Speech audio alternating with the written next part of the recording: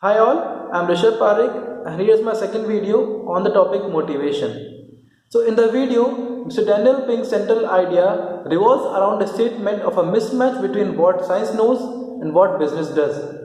In this, he actually compared two different types of management in two different centuries.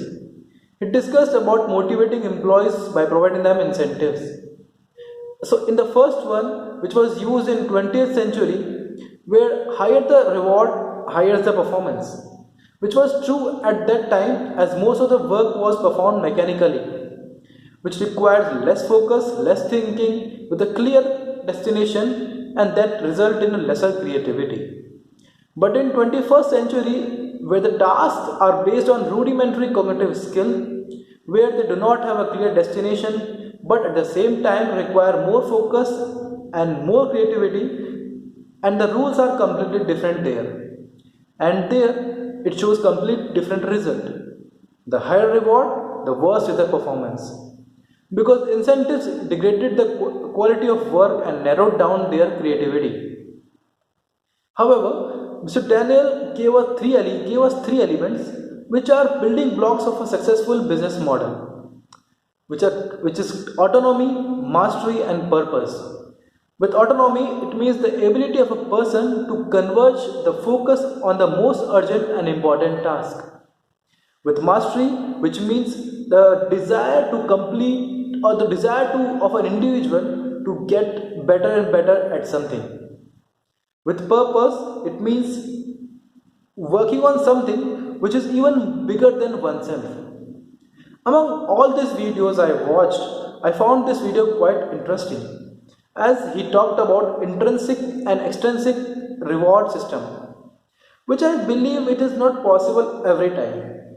Therefore, I agree with Daniel Pink to some extent, but not completely. Because rewards do matter, and to run a business in a viable manner in a long run, intrinsic reward system is the only thing to work.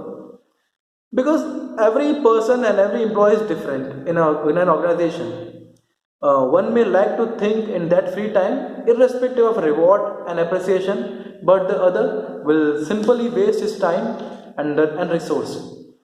So, in the example quoted by Mr. Daniel about Google and Atlassian, so even they are giving their employees just one day to so that they can think of something else other than their daily routine task. But what about the other 364 days? Nobody in the world will work just like that because in the end rewards do matter. And he also gave a concept of ROWE, where employees they do not have any kind of schedule. They are free. They do not have to attend any meeting. They don't have any status calls.